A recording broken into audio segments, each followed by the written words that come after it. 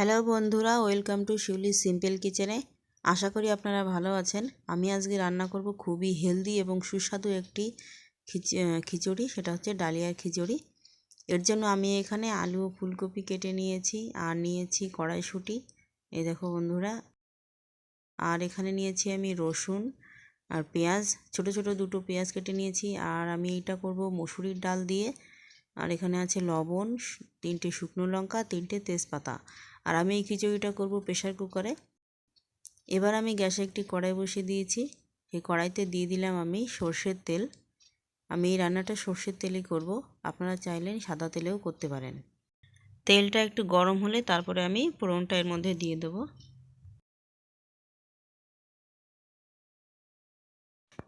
এই দেখুন বন্ধুরা, এই যে নিয়েছি ডালিয়া। এখান থেকে আমি 300 গ্রাম ডালিয়া মেপে নেব। আর এই যে আমার কড়াইতে তেলটা গরম হয়ে গেছে, এর মধ্যে এবার আমি আলুটা দিয়ে একটু ভেজে নেব। আলুটা সামান্য একটু নাড়াচাড়া করে এর মধ্যে দিয়ে দেবো ফুলকপি। ফুলকপিটা দিয়ে আলু আর ফুলকপি একসঙ্গে ভেজে নেব। আর আমার এই রেসিপিটি ভালো লেগে থাকলে আপনারা অবশ্যই লাইক কমেন্ট করবেন এবং মনে করে সাবস্ক্রাইব করে দেবেন। আর পাশের বেল আইকন বাটনটি প্রেস করবেন। আর যেসব বন্ধু আমার আছো তাদেরকে বলছি, ভিডিওটি পুরো দেখে কমেন্ট করবে, আর পুরো না দেখলেও অন্তত 5 মিনিট দেখার পরেই লাইক কমেন্ট করবে। আপনারা তাহলে সঙ্গে থাকুন আর রেসিপিটি দেখতে থাকুন। আপনাদের ভালো লাগলে অবশ্যই আপনারা বাড়িতে এটা ট্রাই করবেন। এটা খুব স্বাস্থ্যকর ও হেলদি খাবার। আশা করি আপনাদের এই রেসিপিটি ভালো লাগবে। এই যে বন্ধুরা, আমার আলুটা একটু ভাজা হয়ে গেছে। এবার আমি এর মধ্যে দিয়ে দেবো কেটে রাখা ফুলকপিটা। দিয়ে আমি ভালো করে নেড়ে চেড়ে ভেজে নেব। আর ভাজার সময় আমি হলুদ লবণটা দিয়ে দেবো।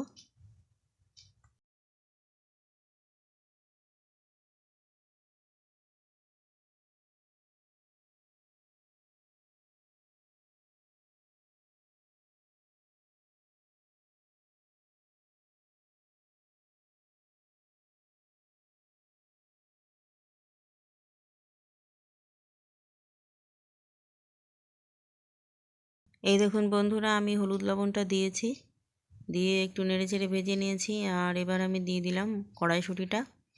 কড়াইশুঁটিটা দিয়েও আমি হালকা একটু নেড়ে চেড়ে ভেজে নেব। আর আমি এখানে কাঁচা লঙ্কা রেখে দিয়েছি 5টি মতো, মাঝখান থেকে চিড়ে রেখেছি। আমার এই যে সবজিটা ভাজা হয়ে গেছে, আমি নামিয়ে নিয়েছি। এবার আমি কড়াইতে আর একটু তেল দিয়ে ওর মধ্যে তেজপাতা ও শুকনো লঙ্কা ফোড়ন দিয়েছি। আর দিয়ে দেবো এখন 5 ফোড়ন, দিয়ে নেড়ে চেড়ে একটু ভেজে নেব।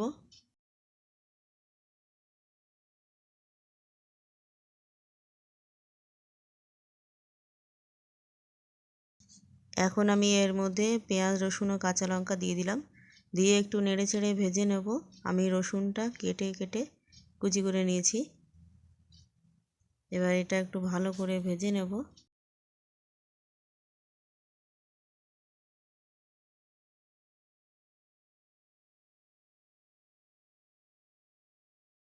পেঁয়াজ রসুনটা একটু ভেজে নিয়েছি। এবার আমি এর মধ্যে দিয়ে দিলাম 1/2 টিস্পুন হলুদ। আর দেবো আমি এখন 300 গ্রাম মতো ডালিয়া। ডালিয়াটা দিয়ে সামান্য একটু নেড়ে চেড়ে ভেজে নেব, যেন ডালিয়ার কাঁচা গন্ধটা চলে যায়, তার জন্য।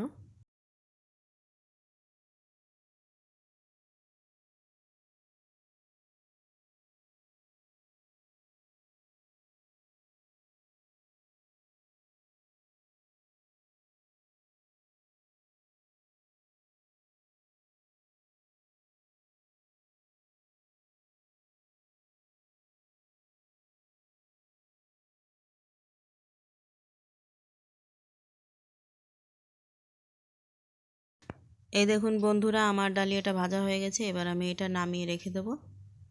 এবার আমি গ্যাসে, ওভেনে প্রেশার কুকারটা বসিয়ে দেবো। প্রেশার কুকারটা একটু গরম করে নেব। আর এই দেখুন, আমি প্রেশার কুকারের মধ্যে সেই ডালিয়াটা দিয়ে দিয়েছি। এবার আমি জল দিয়ে দিচ্ছি পরিমাণ মতো।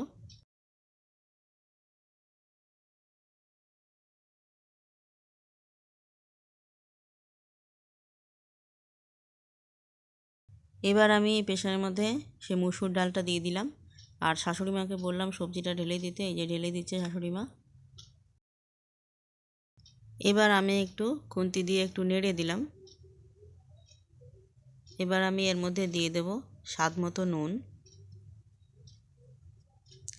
এখানে আরেকটু জল দিয়ে দিচ্ছি। আপনারা যেমন খেতে চাইবেন সেভাবে জল দেবেন। এবার আমি দিয়ে দিচ্ছি 1 চা চামচ হলুদ। হলুদটা দিয়ে আবারও আমি নেড়ে চেড়ে ভালো করে মিশিয়ে দিচ্ছি।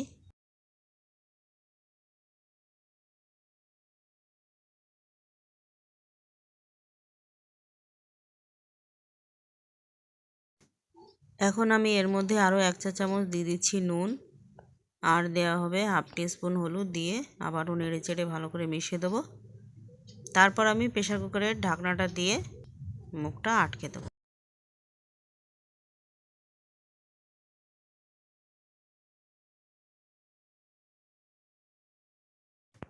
এই দেখুন প্রেসার কুকারের ঢাকনাটা দেওয়া হয়ে গেছে। আমি এই প্রেসার কুকারে 6 থেকে 7টা সিটি দিয়েছি।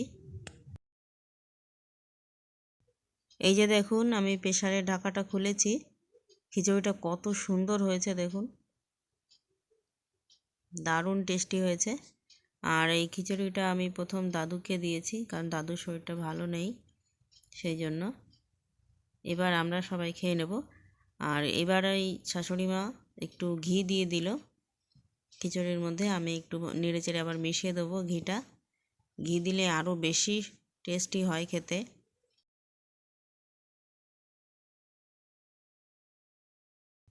এখন আমি একটি থালায় ডালিয়ার এই খিচুড়িটা নিয়ে নিচ্ছি। বন্ধুরা, এই রেসিপিটি আপনারা অবশ্যই বাড়িতে তৈরি করবেন, আপনাদের খুব ভালো লাগবে। আর আমাকে কমেন্টে জানাতে ভুলবেন না আপনাদের কেমন লাগলো এই রান্নাটি দেখে।